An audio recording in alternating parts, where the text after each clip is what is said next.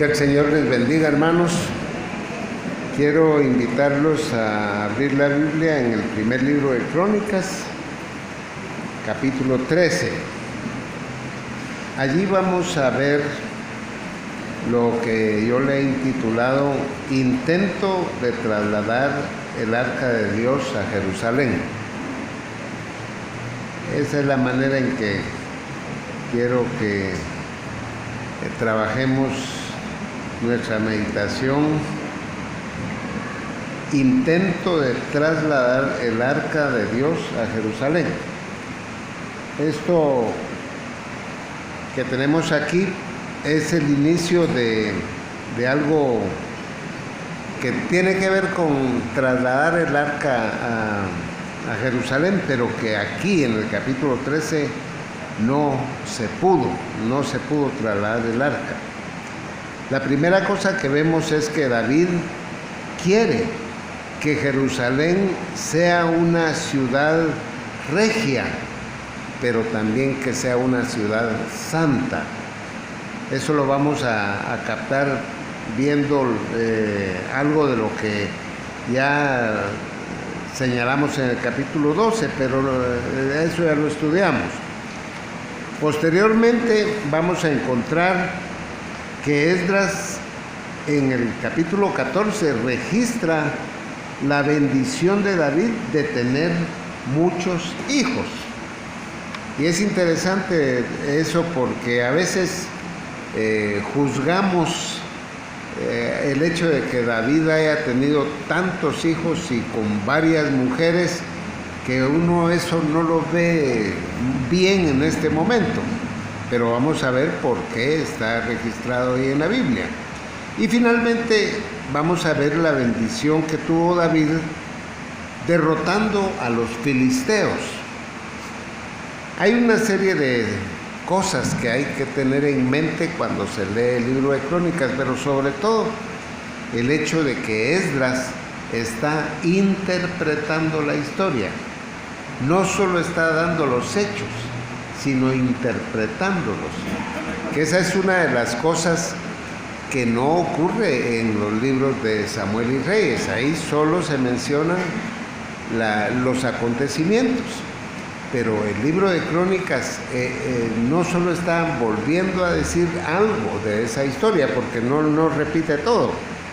Él selecciona lo que va a decir, pero es para reinterpretar los hechos.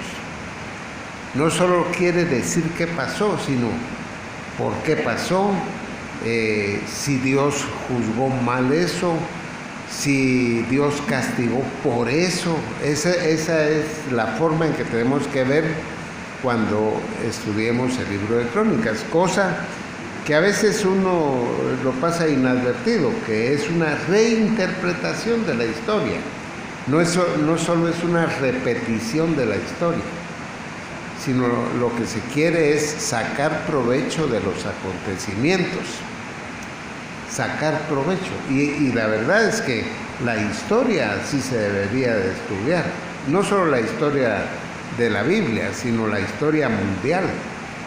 Si se dan los acontecimientos, debe ver qué fallas hubo, qué estuvo bien. Y lo bueno, pues repetirlo si se puede. Pero lo malo, evitar que vuelva uno a sufrir las mismas cosas porque por no saber lo que aconteció anteriormente. Entonces, quisiera invitarlos a orar antes de seguir. Padre, gracias te damos por tu palabra. Gracias, Señor, porque en ella podemos crecer espiritualmente y podemos, Señor, aprender muchas cosas para nuestra vida, para nuestra iglesia, para muchas cosas, Señor, podemos aprender para que también nuestra vida se conforme a tu santa voluntad. Y esa es la meta nuestra, Padre. Agradarte en todo, hacer lo que a ti, lo que tú apruebas, Señor, y evitar todo aquello que no va con tu carácter. Ayúdanos, Señor, a comprenderlo así y que todo esto haga crecer nuestra vida espiritual. Ilumínanos, Señor, con tu Espíritu Santo, que Él nos guíe a toda verdad. Nos ponemos en tus manos y te damos gracias, en el nombre del Señor Jesús. Amén. Muy bien, lo que tenemos aquí es ese intento, el capítulo 13, de trasladar el arca a Jerusalén. Y vamos a ver posteriormente en los otros capítulos que al fin sí se trasladó el arca, pero aquí fue un intento que falló. Y eso es muy importante que nos demos cuenta nosotros, porque a veces queremos hacer cosas que pensamos que son agradables a Dios, pero no las hacemos como Dios dice que se tienen que hacer. Entonces hay problemas. Lo que vemos aquí en el capítulo 13 de Primero Crónicas, el versículo 1 dice: entonces David tomó consejo de los capitanes de militares y de centenas y con todos los jefes, y dijo David a la asamblea de Israel: si os parece bien y si es la voluntad de Jehová nuestro Dios, enviaremos a todas partes por nuestros hermanos que han quedado en todas las tierras de Israel y por los sacerdotes y levitas que están con ellos en sus ciudades y ejidos, para que se reúnan con nosotros. Todo eso es un buen propósito, no es malo lo que David está pensando que se haga. Además, es interesante que él tan pronto, porque en el capítulo 12 y los capítulos anteriores vemos que él conquistó Sión, que a pesar de que era tan difícil sacar a los jebuseos de ahí, él lo había logrado y trasladó ahí la capital de Israel, a Jerusalén, y él es el fundador de esa ciudad. Pero él quería que ya que había asentado él ahí en Sión su trono, pensó que había que traer el arca de Dios y que había que llevarla a Jerusalén, porque eso habla del profundo respeto que él tenía por el arca, porque eso representaba la presencia de Dios. Entonces él no solo quería un trono en Jerusalén, quería la presencia de Dios en Jerusalén, representada por el arca del pacto, que ya hemos estudiado ampliamente en el tema del tabernáculo. También esto implica que él quería para el pueblo el consuelo y el beneficio que el arca representaba. Es importante, él no solo dijo, bueno, ya tenemos un trono, ya tenemos un gobierno y aquí nace una nación que es como nosotros queremos. Él quería que esa nación gozara de la presencia y la bendición de Dios. Por eso quería traer el arca. Todos los judíos sabían que el arca representaba la presencia de Dios en el lugar santísimo. Y fíjense, no habla de traer todo lo que había en el tabernáculo. No habla de traer los altares de incienso y de bronce y el lavacro. No, el arca. Eso era lo que él deseaba tener ahí en la ciudad de Jerusalén. Buscaba la bendición de Dios, la presencia del Señor. Ahora, es interesante algunos detalles. Dice que tomó consejo de los capitanes y millares de centenas, porque David, aunque era un monarca reconocido por el pueblo y en quien habían puesto toda la autoridad, él tomaba en cuenta el consejo de los colaboradores. No decía, aquí se hace lo que yo digo y nada más. Y qué actitud tan importante la de David. porque una persona que ocupa una jefatura, y eso es inescapable que existan jefes, pero los jefes deben tomar en cuenta la opinión de aquellos que ellos están guiando. Eso es cierto de una iglesia, el pastor y la iglesia, es cierto de un padre de familia con su familia, porque a veces uno piensa, yo soy la autoridad y aquí se hace lo que yo digo y se acabó. Eso se llama autoritarismo. Eso es ser uno un déspota. Pero cuando uno es un jefe que tiene humildad en su corazón, reconoce que los que están bajo uno también tienen voluntad y que también tienen buenos pensamientos, buenas ideas, y que hay que tomarlos en cuenta. Así que un padre de familia debe ver qué dice su esposa, debe ver qué dicen sus hijos. Y por supuesto, hay épocas en que no le vamos a ir a preguntar a un niño de 1 año qué opina él. Él no sabe nada. Pero muchas veces los hijos ya son grandes y están bajo el cuidado de uno y hay que tomarlos en cuenta.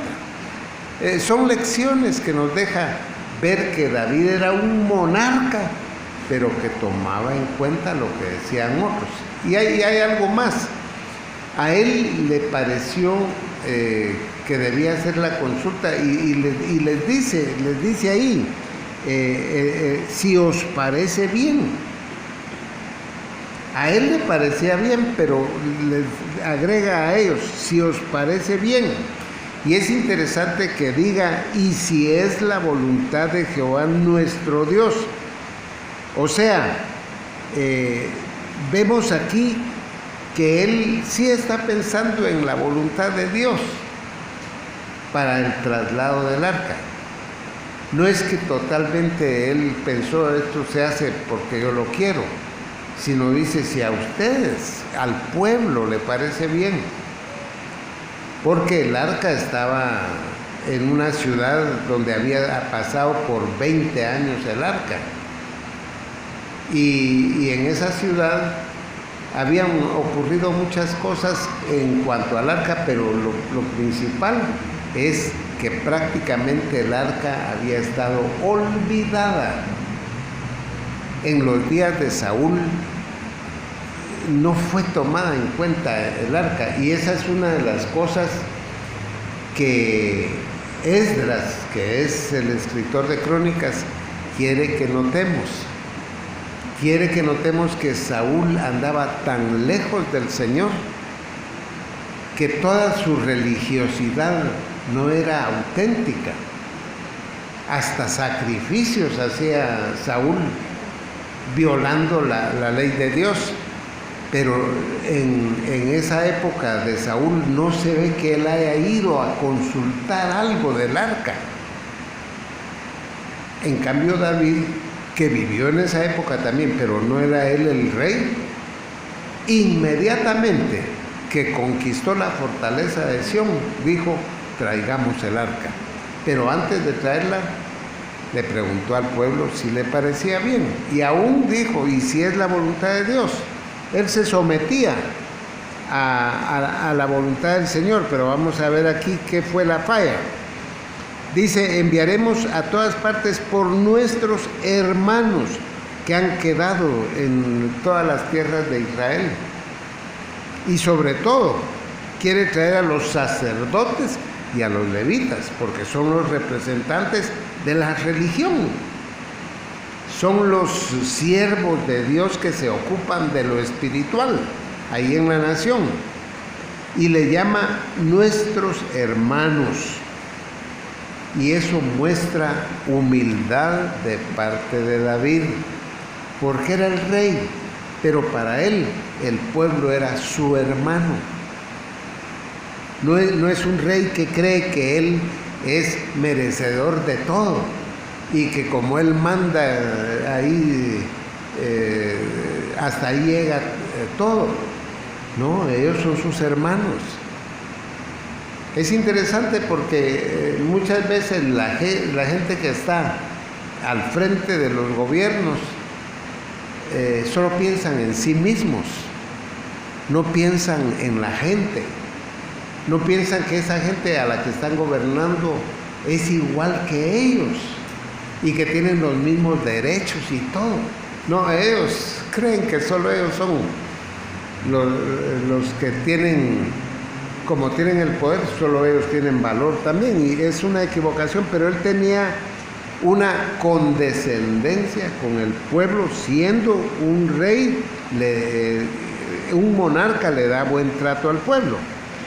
Pero noten en el versículo 3 dice: y traigamos el arca de nuestro Dios a nosotros, porque desde el tiempo de Saúl no hemos hecho caso de ella. Y es interesante que él mencione a Saúl, porque Saúl como rey descuidó lo espiritual del pueblo de Israel. Él descuidó lo espiritual. Ese hombre vivía muy encerrado en sí mismo, era un egoísta y siempre estaba buscando gloria para él, no para Dios. Por eso fue que le dolió mucho que el pueblo dijera: mató Saúl a 1000 y David a 10,000. Eso lo enojó muchísimo, porque no lo estaban alabando a él, sino a otra persona. Entonces él fue un descuidado espiritualmente, Saúl. Y quiero decirles, Esdras quiere que le pongamos atención a eso. Pero es interesante que David, cuando habla de ese descuido, él no habla solo de Saúl. Noten el versículo, dice: traigamos el arca de nuestro Dios, porque desde el tiempo de Saúl no hemos hecho caso de ella. A pesar de que habla del descuido espiritual en el reino anterior respecto al arca, David tiene la delicadeza de incluirse entre los que no consultaron con el Señor. Él dice: no hemos hecho caso de ella. No hemos. No dice Saúl fue un descuidado. Lo fue. Pero él se incluye entre los que no han hecho caso del arca. Claro que él no era el responsable de tomar las decisiones, no era él el rey. Pero en esos años nadie se levantó tampoco a decirle a Saúl: mira, aquí estamos fallando, a mostrarle al rey su equivocación. Nadie lo hizo, pero David tiene eso que yo llamo delicadeza. Y es que lo que pasa es de que uno tiene, hermanos, que aprender a ser una persona delicada. Son cosas de carácter, y no solo estar inculpando a otros, sino que decir: hemos fallado. Observen las oraciones de Daniel, de Ezequiel, pero en Daniel 9 pueden ver, cuando ora Daniel dice: Señor, hemos fallado, hemos pecado, no hemos hecho tu voluntad. Y Daniel era un gran siervo de Dios, que procuraba obedecer a Dios, pero cuando hace la confesión se incluye él no se pone como exento de pecado, sino que se incluye entre la gente que ha fallado. ¿Por qué? Porque hay una condescendencia con el resto de los israelitas. Yo creo que es algo que incluso tenemos que aprender los pastores. No solo de señalar a los hermanos y decir: ustedes son unos pecadores. Hemos pecado, hermano. Nosotros también somos imperfectos. Nosotros también fallamos. Y en eso, siempre que tengamos ese papel de jefe, no solo señalemos a los demás, pidámosle perdón a Dios en general e incluyámonos nosotros entre los que hemos fallado también. Es una delicadeza de parte de él. Ahora, y dijo toda la asamblea, versículo 4, que se hiciese así, porque la cosa parecía bien a todo el pueblo. Toda la asamblea dijo que sí. Y aquí quiero hacer yo un señalamiento especial a nivel de iglesia, pero pienso yo que se puede aplicar de muchas maneras.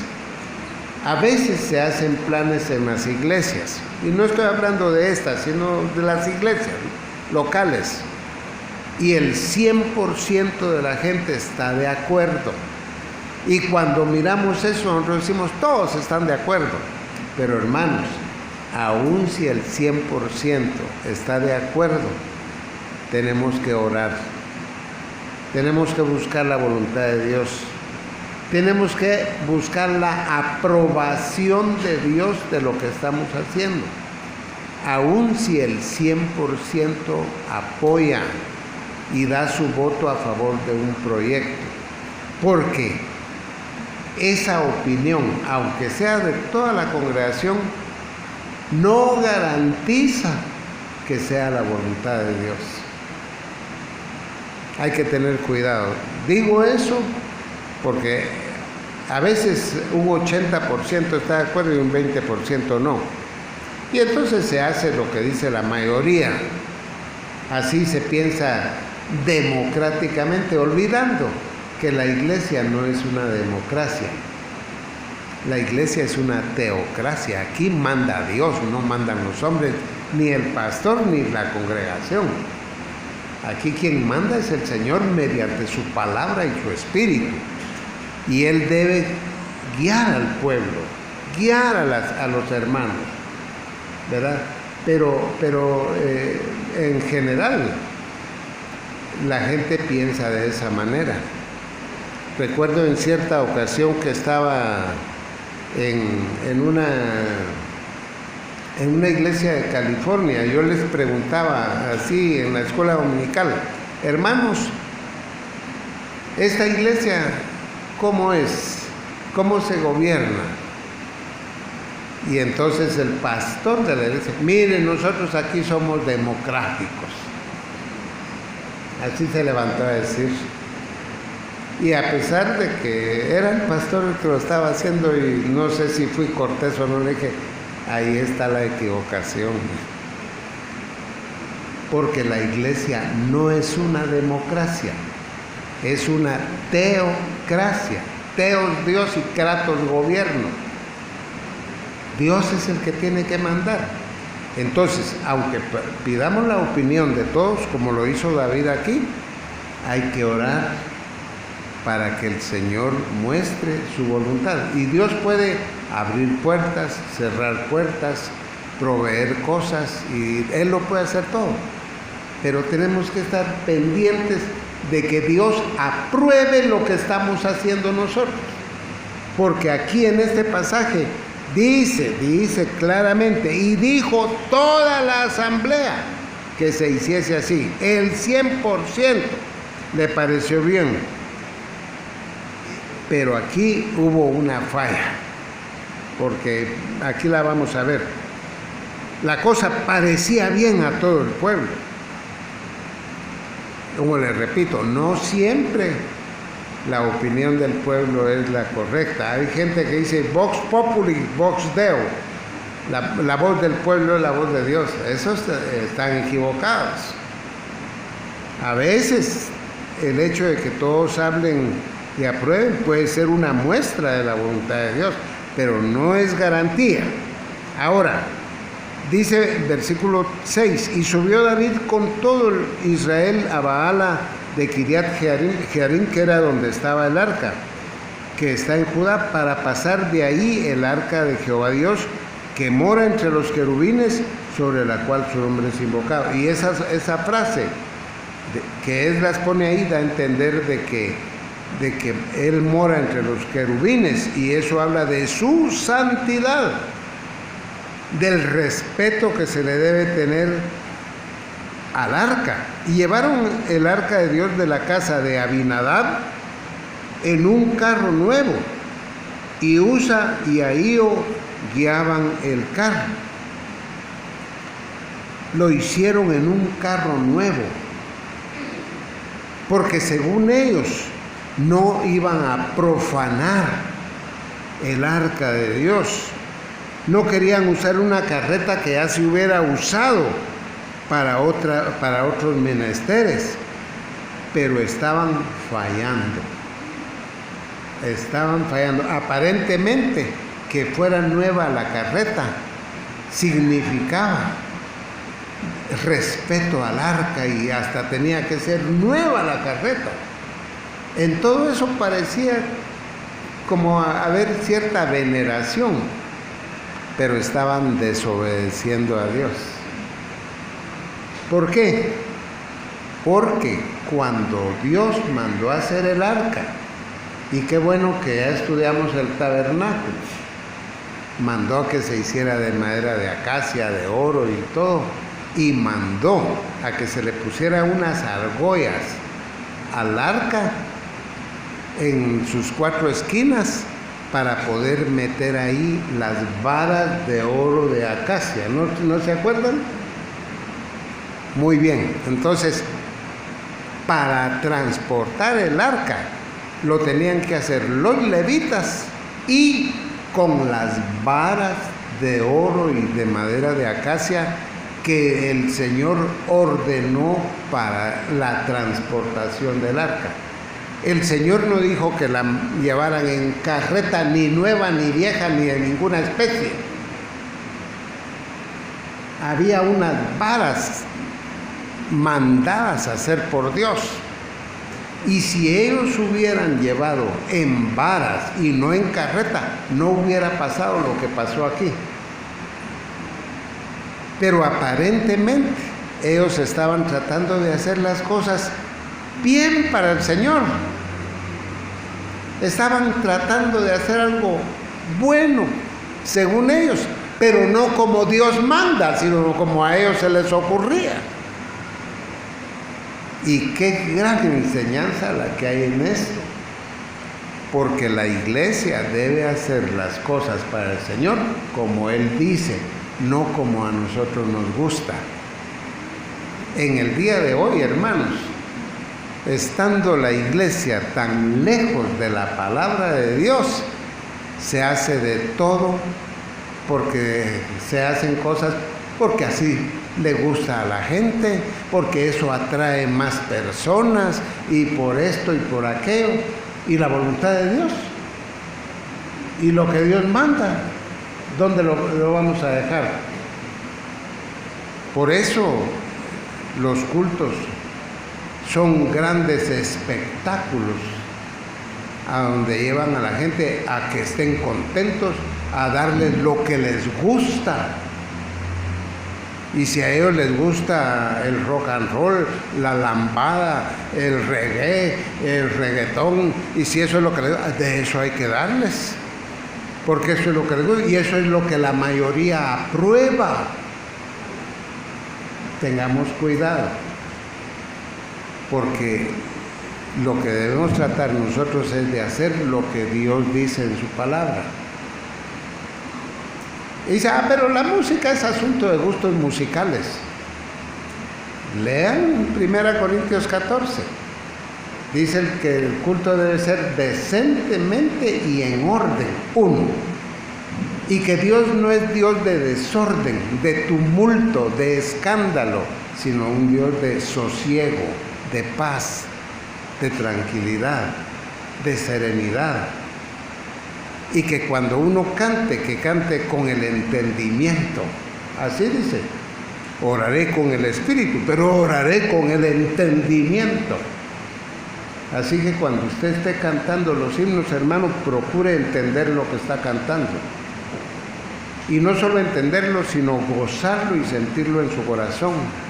Y no solo eso, sino que afecte su voluntad.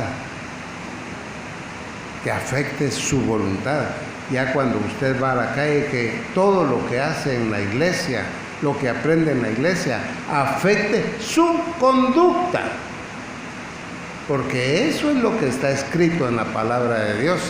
No es nada más de complacer al 100% y que a todos les parezca bien aunque no se esté haciendo como dice Dios. Y fíjense que si ellos hubieran llevado el arca en las varas prescritas en la ley para transportarla, no hubiera pasado lo que pasó aquí. Versículo 8, y David y todo el pueblo se regocijaban. Qué bueno que fueran felices haciendo eso, porque la intención básica era llevar el arca y recibir la bendición de tener eso ahí, pero lo iban haciendo no como Dios dice que se tienen que hacer las cosas. Y dice que se regocijaban con todas sus fuerzas, con cánticos, arpas, salterios, tamboriles, címbalos y trompetas. Que a propósito, más adelante aquí en el libro de Crónicas vamos a ver el uso de la música también en todo esto, porque es importante, pero como Dios dice que se tiene que hacer, no como es nuestro gusto. Y luego dice, pero cuando llegaron a la era de Quirón, Usa extendió su mano al arca para sostenerla, porque los bueyes tropezaban. Para comenzar, bueyes no eran los que tenían que transportar el arca. Carretas no eran las que tenían que transportar el arca. Dios había dicho cómo llevarla. Y ellos estaban haciendo algo de buena intención y que les pareció bien a todos. Pero lo estaban haciendo a su manera y no a la manera de Dios. Y entonces Usa, en la casa de Usa había estado 20 años el arca. Y a Usa nunca le había pasado nada. Y ahí se había estado 20 años en su casa, en Geriat, ¿cómo se llama esta ciudad? Kiriat Jearim. Ahí vivía Usa con su padre y sus hermanos, y jamás le había pasado. Pero cuando él vio que el arca se iba a caer de la carreta, la fue a agarrar para que no se cayera. Pero él no estaba autorizado a tocar el arca. No estaba autorizado. Entonces dice que vio que los bueyes tropezaban. Entonces Usa estaba haciendo algo con buena intención también, viendo que no se cayera porque era el objeto sagrado, pero estaba profanando las leyes de Dios. Él no podía tocar el arca. Entonces, Esdras, porque a Esdras no lo tenemos que perder de vista cuando estamos leyendo el libro de Crónicas, al autor del libro. Esdras aquí recalca la restricción de las funciones cúlticas, que es una restricción para que no toda persona haga cosas de Dios, sino solo las personas calificadas pueden hacer lo que hizo él. Él no podía tocar el arca. Él era una de las personas que no calificaba para eso. Y fíjense, hermanos, qué importantes lecciones las que hay aquí. Aparentemente no nos damos cuenta de todo lo que Esdras está queriendo decir. Esdras era un sacerdote, era un escriba, era conocedor de la ley de Dios. Y él está diciendo aquí que una persona no calificada no debe estar tocando las cosas de Dios. ¿Y qué aplicación tiene esto en el día de hoy, hermanos? Cuando alguien se dedica a servir al Señor, debe estar calificado para lo que está haciendo. Y yo creo que hay muchos siervos de Dios que están en el puesto donde están porque Dios los llamó. Y estoy hablando de los miles de iglesias locales que hay, que Dios los llamó a servir ahí. Y pueden ser hermanos siervos de Dios hasta muy humildes, pero Dios los llamó a servir ahí. Porque hoy es un poquito diferente a todo lo que era en la época de la ley. Ya ven ustedes que los siervos de Dios, bajo la ley, hasta el vestido tenía que ser de cierto modo. No podía ser cualquiera. Pero, quiero decirles algo. En el día de hoy existen iglesias que las han empezado personas no calificadas para estar ahí. En cierta ocasión estaba yo en un restaurante y oí los planes que estaban haciendo en otra mesa para fundar una iglesia. ¿Y sabe qué decían? No, es que eso no es rentable. Eso que vamos a ir no es rentable. Esas eran las palabras que usaban. No, es que eso no le va a gustar a la gente. Es que esto no sé qué. Y yo oyendo, y oyó que iban a fundar una iglesia. Y aunque quién soy yo, pero lo que oí me hizo ver que esas personas no eran calificadas para servir al Señor. Lo que estaban haciendo era ver si ponían su negocio llamado iglesia.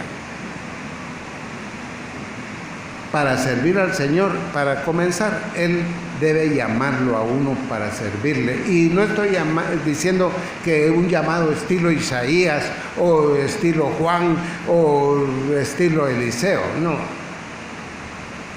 Pero uno debe darse cuenta que Dios lo tiene en lo que está haciendo y que los motivos de uno para servir al Señor es la gloria de Él, la proclamación de su verdad, el servicio verdadero a las almas que están bajo el cuidado de uno. Eso es lo que tiene que estar uno haciendo ahí.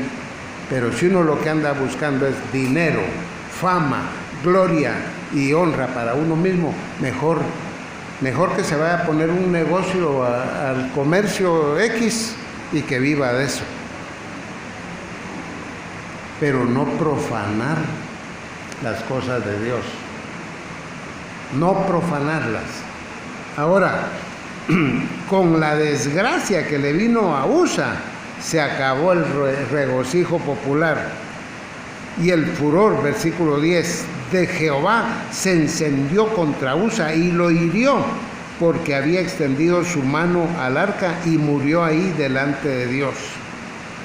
Esto que le pasó a Usa debe servirnos a nosotros para evitar la presunción, la precipitación y la irreverencia para tratar las cosas sagradas. Las cosas de Dios hay que respetarlas. Todo lo que se hace para Él. El mismo culto debe ser un momento de respeto. Y ya lo hemos dicho y lo vamos a repetir.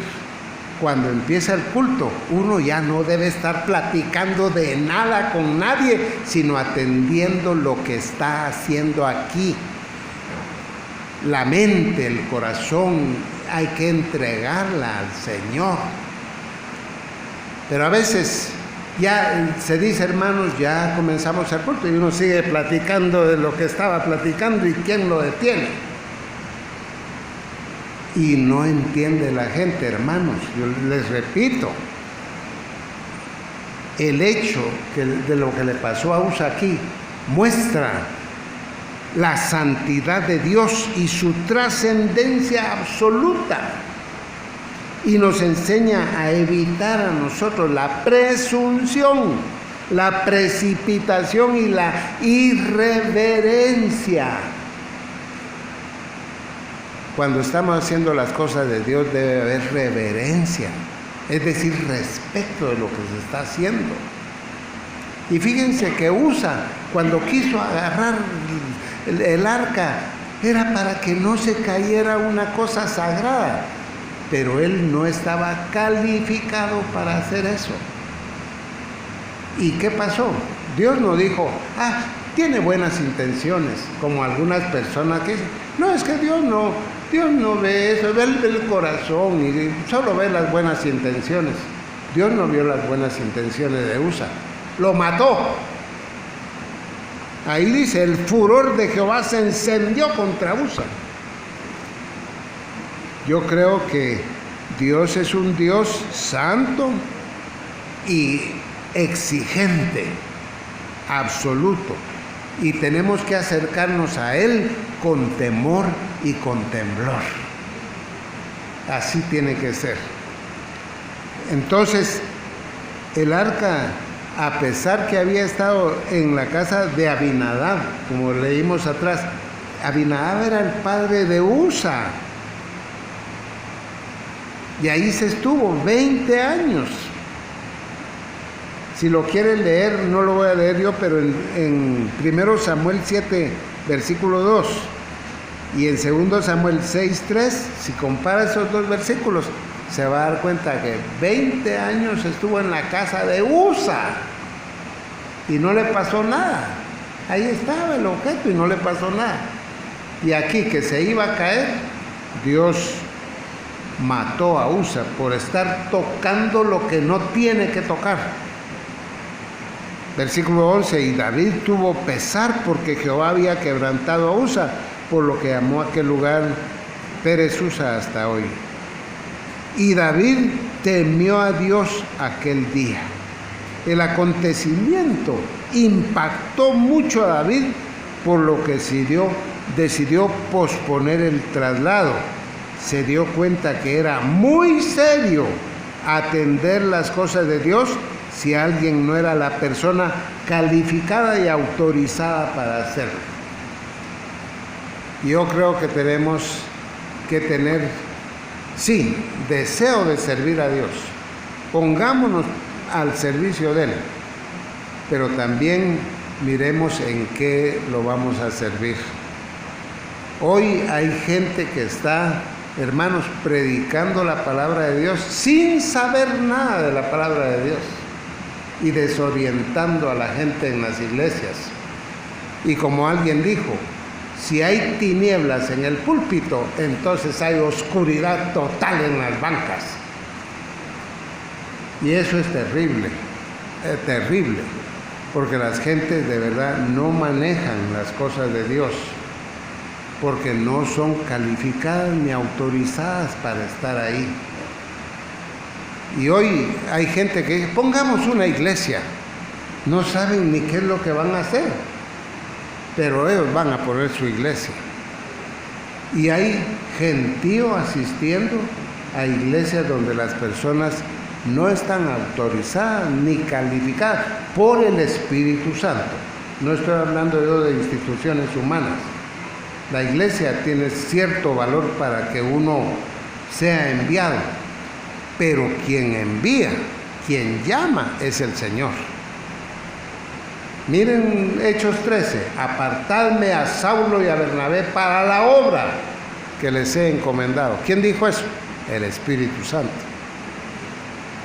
Y quiero decirles, cuando el Espíritu Santo de verdad está usando a una persona y Él la llamó, el pueblo reconoce ese ministerio.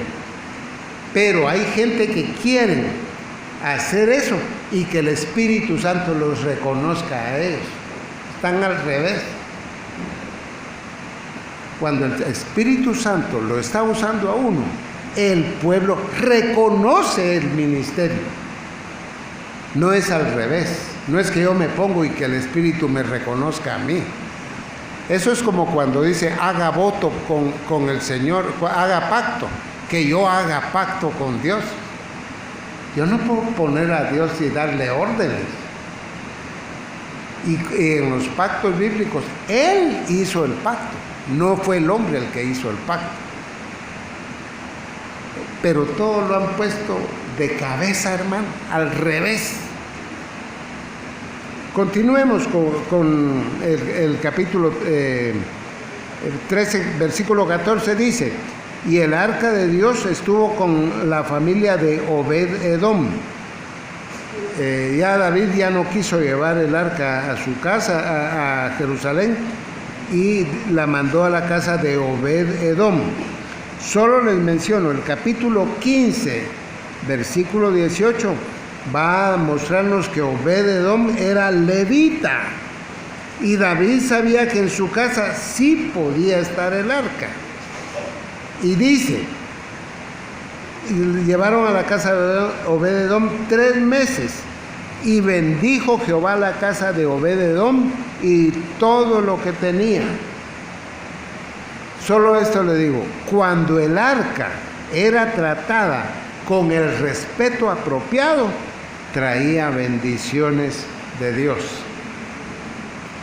Cuando fue tratada con irreverencia, mató al que solo la tocó. Pero cuando fue tratada como debe ser, trajo bendición el arca a la casa de Obed-Edom. Ahí está bien claro. Pasemos al capítulo 14. Tenemos un poco de tiempo. Dice, Hiram, rey de Tiro, envió a David embajadores. Aquí cambia totalmente de la narración, ¿verdad? Ya no es del arca. Trajo embajadores y madera de cedro y albañiles y carpinteros para que le edificasen una casa a David en Jerusalén.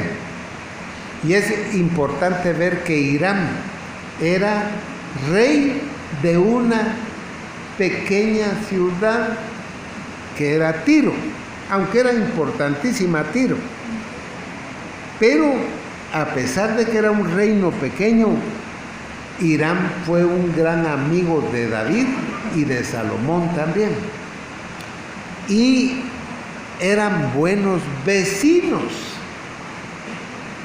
Los fenicios no fueron buenos siempre con los judíos, pero este rey era buen vecino de David. Y David no le dijo, tráigame eso, no. A él le nació llevarle la madera a David, porque reconoció que el pueblo de Israel aceptaba a David como rey. Ahora, ¿por qué hablo de este detalle? Porque, hermanos, necesitamos a los vecinos también. Los necesitamos. Y si son buenos vecinos, con más razón. Porque a veces uno se aísla y cree que uno es absoluto, uno solo. Pero todos necesitamos de la demás gente también, aun cuando no sean creyentes. Pero solo es una anotación. Y en versículo 2, y entendió David por esa acción que Jehová lo había confirmado como rey de Israel. El pueblo lo había aclamado, pero David se sintió más satisfecho de que Jehová lo confirmaba como rey de Israel. Y empieza Esdras a decirnos quiénes eran los hijos de David nacidos en Jerusalén. Quiero decirles, hermanos, en las listas que hay de hijos de David, la lista que habla, la lista más completa habla de que él tuvo 24 hijos. Y no con la misma esposa. Y con su primera esposa ni tuvo hijos. Ahí la vamos a ver mencionada más adelante. A Mical, la hija de Saúl. Con ella no tuvo hijos. Pero con otras mujeres tuvo 24 hijos. Ahora, permítame hacer este comentario. Cuando uno mira eso dice, pero ese era un polígamo. Sí, era un polígamo. La Biblia no esconde eso. Él tenía varias esposas. Pero lo que sí quiere Esdras es hacer lo siguiente aquí. Recuérdense que lo que Esdras dice es lo que nos interesa. La interpretación que le está dando él a los acontecimientos. Él no está aprobando la poligamia, ni Dios la aprueba. Y en la Biblia la poligamia trae problemas y problemas y problemas. Acuérdense de Jacob, tenía 4 mujeres. Y la Biblia no esconde eso, porque esos hombres tuvieron unos problemas terribles en sus casas por no tener solo una esposa. Ahora, si uno quiere todos los problemas, pues entonces tal vez puede probar si va por ese camino o si va por el camino del diseño de Dios, que es un hombre y una mujer y con sus hijos, y se acabó. Así es el diseño de Dios. Ahora, lo que provoca el pecado son otras cosas. Pero ¿por qué volver a explicar esto que ya lo hemos tocado otras veces? Cuando uno mira los hogares de los polígamos, siempre hubo pleitos entre los hijos. Por eso fue que los hijos de Jacob vendieron a José. Eso no hubiera pasado si hubieran sido hermanos, hijos solo de una mujer. Pero esos pleitos que tenían ellos eran producto de eso. Si uno mira a Jacob y Esaú, vivían peleando también. Y tanta cosa que se da en esos hogares por la poligamia. Pero ahora vayamos a lo positivo que ve Esdras en todo esto. ¿Cuántos hijos de Saúl había vivos en este momento en que David tenía todos esos hijos? Ni uno. Hasta Jonatán, que era el bueno, paró muerto. Hasta el buen paró muerto. Y lo que está diciendo Esdras es: tener muchos hijos es una bendición. Es una bendición. Solo de ese lado. Él no está hablando de la poligamia y de las mujeres y todo. Él lo que menciona es a los hijos, en contraste con Saúl. Saúl se quedó con una, es decir, aquello que pudo haber sido una dinastía, de que sus hijos fueran los reyes de Israel, se acabó por el fracaso de ese hombre. En cambio, David, aún con todos los problemas que dan los hijos, de todo eso Dios saca algo bueno. Eso es lo que está diciendo. Eso es lo que está diciendo sencillamente. Y yo les quiero decir, hay muchas personas que cuando, por ejemplo, una hija resultó esperando un bebé, se mueren de pena, y qué va a decir la gente, y qué va a decir la iglesia, y qué va a decir esto, y qué va a decir lo otro. Hermanos, de hijos que han nacido de esa manera, Dios ha levantado siervos de Dios. O sea que lo torcido que hacemos nosotros, Dios lo puede enderezar y sacar de lo malo que nos ocurre a nosotros, puede sacar grandes bendiciones. Eso es lo que está diciendo la palabra de Dios. Y está contrastando a Saúl, que sus hijos se acabaron y que ya no hubo quien heredara el trono de parte de ellos. Y está diciendo que David, a pesar de todos los problemas que hubo, uno de sus hijos se sentó en el trono de Israel posteriormente, que fue Salomón. Y luego de todo eso, hermanos, miren las genealogías de Jesús, hermanos. Ahí hay moabitas, rameras, de todo hay ahí. Pero aún de toda aquella genealogía en donde hay tanta equivocación, vino el Cristo, que es no como todos los demás de sus antecesores, sino el Santo Hijo de Dios. El Santo Hijo de Dios vino de una cantera llena de problemas. Así que cuando pasen cosas en nuestros hogares, en nuestras vidas y todo eso, que parecen no ir con lo correcto. No estoy diciendo que propiciemos eso, pero si ocurren cosas y no están en nuestras manos, Dios puede enderezar lo torcido.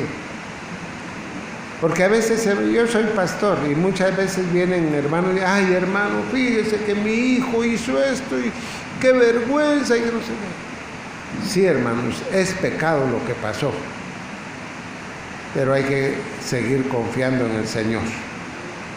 Y de lo torcido que haga usted o hagan sus hijos, Dios puede sacar bendiciones. Esto es misterioso, sinceramente, es misterioso. Y algunas personas dicen, no hermano, eso que pasó ahí es pecado. Sí,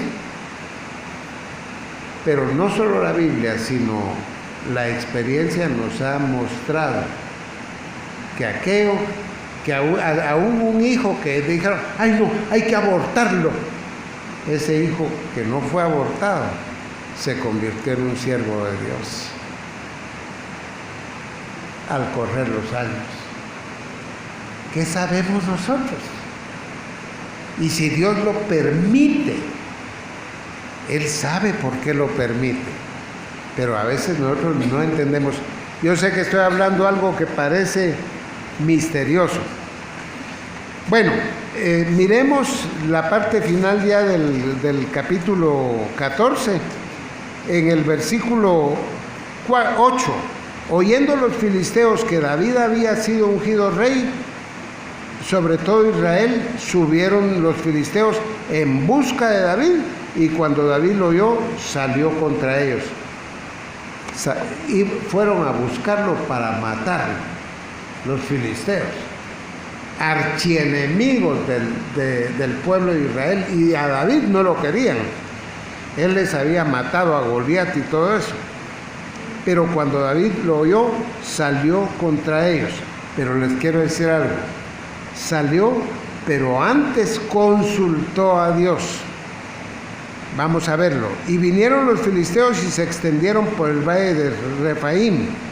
Entonces David consultó a Dios, diciendo, subiré contra los filisteos, los entregarás en mi mano. Y Jehová le dijo, sube, porque yo los entregaré en tus manos.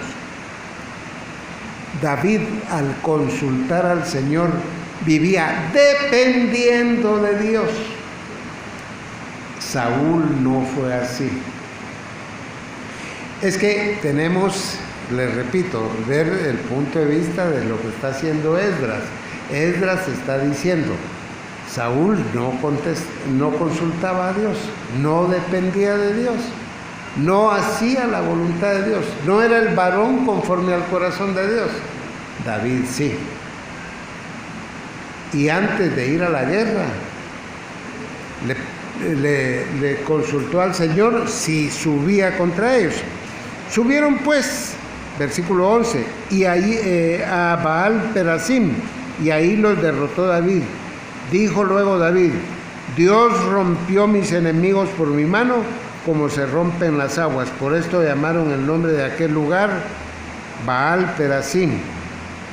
Esdras lo que persigue al relatar estas victorias de David sobre los filisteos es establecer un contraste entre Saúl, que nunca derrotó a los filisteos.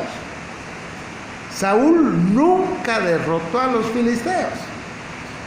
El día que David mató a Goliat, él, en lugar de salir y pelear contra Goliat, ahí escondiéndose estaba y dándole premio al que matara al gigante. Y David sí lo mató.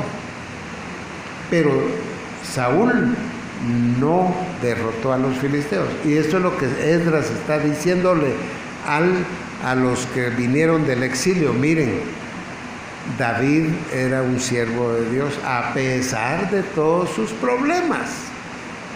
Y sí dependía de Dios. Y cuando ganó la victoria dijo, Dios rompió a mis enemigos. Le dio la gloria a Dios de sus victorias.